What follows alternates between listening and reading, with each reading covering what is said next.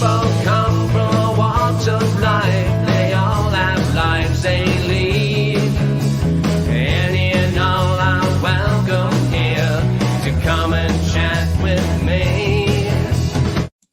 Hello, and welcome to the show, everyone. You know how we talk about how we appreciate the frontliners, the first responders, etc. Well, I realized that I've never had any of those in those positions on the show before, until today, that is. My guest today is a caregiver who just happens to be my stepdaughter as well. She lives in Penticton, so I'd like to introduce Jennifer Hayes. Hey, Jennifer. Hi. Thanks for doing this, by the way. No problem, no problem. Okay, let's start off by who are the people that you take care of? Okay, so I work for an organization and I am the supervisor of a group home for people with developmental and physical disabilities. So you get the mix of the fact that they have the physical disabilities, they're in their chair, but they also have developmental disabilities, so that adds a spin to some things. Say that again? That adds a spin to some things sometimes. Right. Are they in their home? Yes, so it's a group home. They each have their own bedrooms. It has staffing round the clock, 24 hours, as they require total care for all their daily living activities. Right. What kind of shift do you have? I have a fun shift. I work 1 to 9 p.m. Wednesday through Sunday. So my weekends are Mondays and Tuesdays. So today's my Sunday. Sounds like Jamie. She has weird shifts too. So okay, great. So what I want to know is, when did you get into doing this? Okay, so back in 2006, I was a single mom, not sure what I wanted to do with my life. And it was my grandmother who insisted I would be so wonderful as a care aide. So I went to school and boom, here I am today. It's interesting, right? When you don't realize what you're good at until you try it. Well, I didn't know. I was in my 30s and I had no idea what I wanted to do with my life yet. And my grandma pointed me in the direction. And so I took a course that was a 1-year program of care aiding and support work.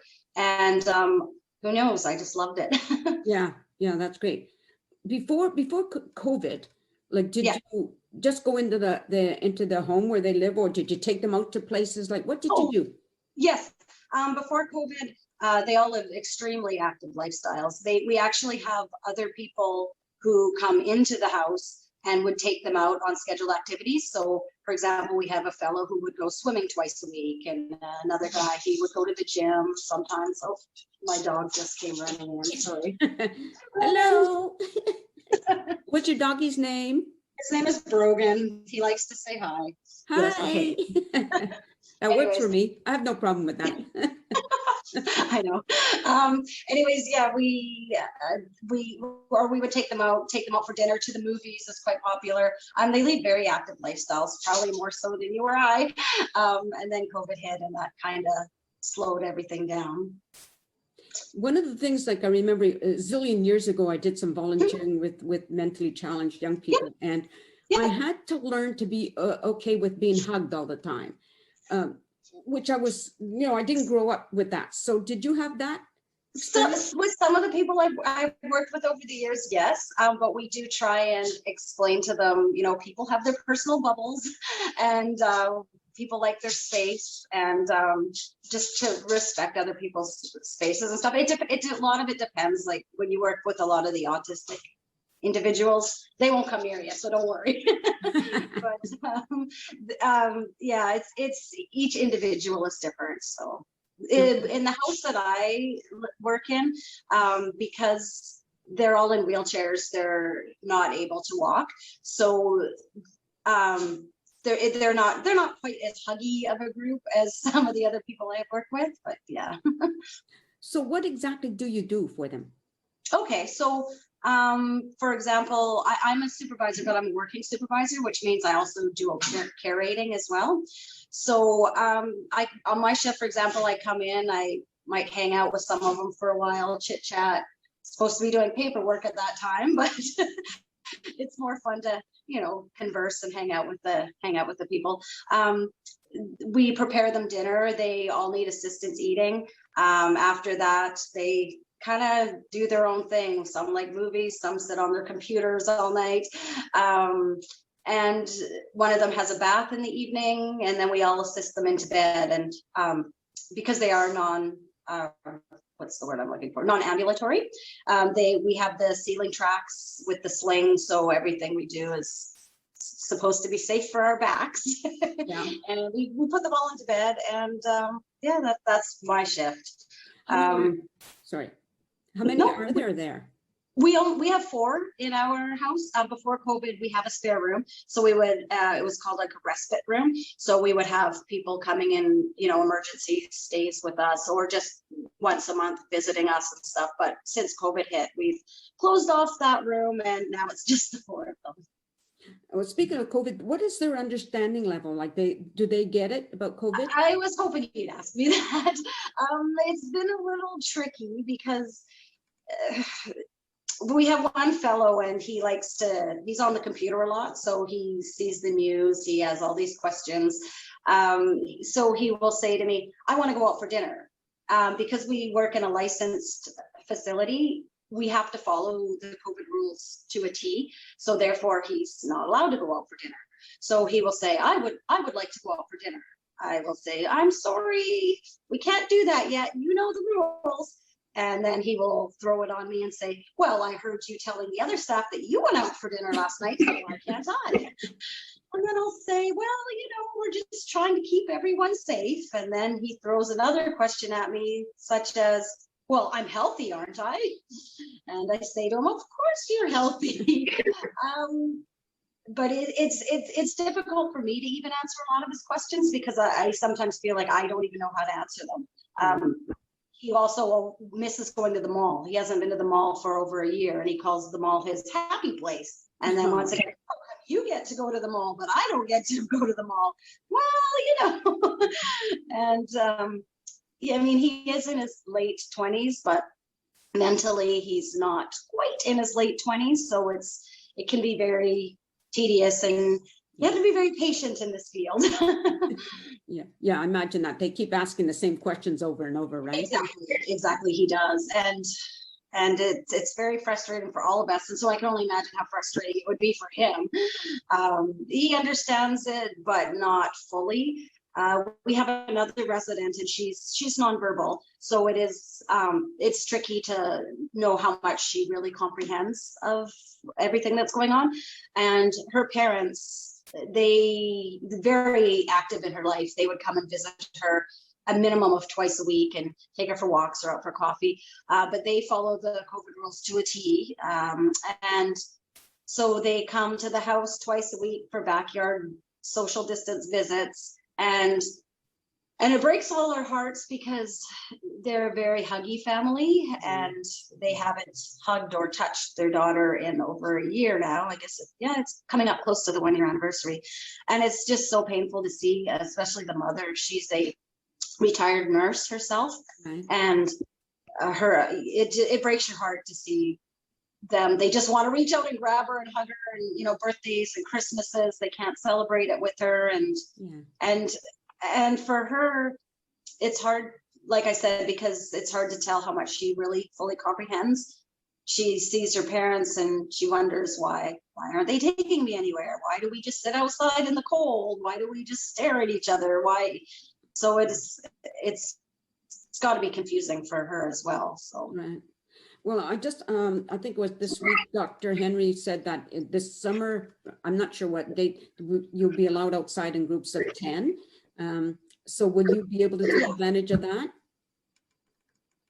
Yes. In fact, the one girl I was just referring to, she used to attend a day program. And so she has a group of elderly little ladies that all hang out together, but she hasn't been attending the program because she does have higher health risks. Mm-hmm. But we're hoping once the weather gets nicer again, she can go out like for picnics and join them at the beach and stuff like that. So hopefully, yes. And as for the other fellows in our house, I mentioned they go swimming twice a week, or there's one fellow who goes to the gym.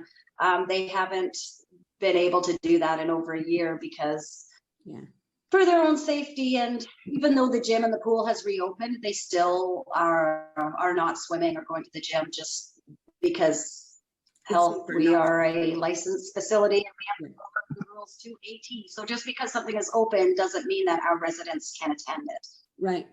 Now, speaking of the residents, do they interact with each other? Somewhat. Two out of the four, two of them are nonverbal. Oh.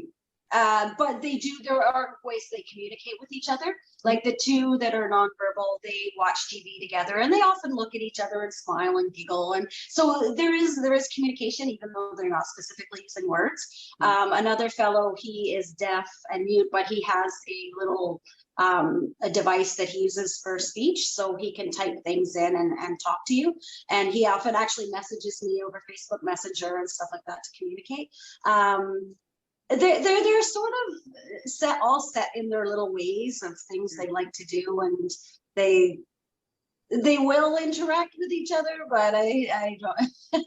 the two there's two guys there. One's in his late 20s, one's in his early 30s, and they have similar diagnosis, and but they don't really seem to care about each other too much. So basically, during COVID, the staff has been their friends. Right. We have a really amazing staff in the group home where I am. We take time one-on-one individual with the residents.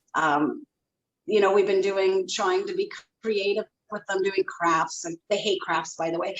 But we tell them it's something for you to do. So they sit there and grumble while the staff assists them crafting something. It was rough, especially over winter, because at least now with the weather being nicer, you can go for walks and just get out, picnics and stuff like that. But during the winter, we threw dance parties. They hated that. Crafting, they hate that. It's tricky. We baked cookies. They all liked the end result. They didn't enjoy the baking part of it. Right. Yeah. Do you have outdoor property grounds? We do. The house where I work at is beautiful. We have a huge backyard, and it's all wheelchair accessible. So there's paths that they can go outside in, and there's a nice gazebo that's out there, and we have some nice furniture and a fountain, and we have a couple staff members who have green thumbs, thank goodness, because I don't. And it looks beautiful out there. We have flowers and rose bushes. It's quite actually a really stunning place to be. So Right. Now, other than COVID, have you personally seen many changes in residents or with employees or whatever? Oh, because you've been there for quite a while now. Yeah, well, I've been working for the company for this is my 15th anniversary, but I've only been in this, yay. I've only been in this position it's been 5 years now that I've been in this group home. Mhm. Previously, I was working in youth programs and doing outreach support, again, all for people with developmental disabilities. So I've been there for 5 years. It's the main change has been COVID. Until then, everything seems to just be rolling along, and then breaks are hit and life changes. Okay. Well, I think we're just about out of time, Jennifer. Okay. I hope we got in everything that I wanted to ask. Sometimes I forget to ask things afterwards. Why didn't I? But it's too late now, Yeah. Yeah. Anyway, just stay there while I talk to the audience. Yeah. And say goodbye to the audience. Okay, everybody. I hope you enjoyed meeting one of our caregivers, and thank you, Jennifer, for doing that job. I know it's not easy, but we all appreciate you doing it. And everybody, thank you for watching, and hope to see you next time. Until then, peace out.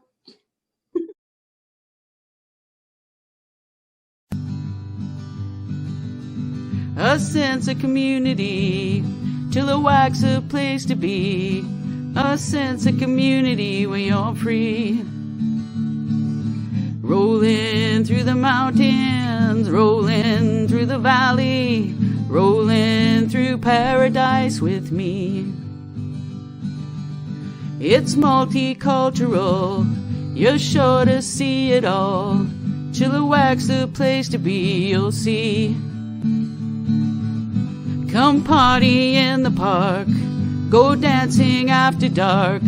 Chilliwack's a place to be, you'll see.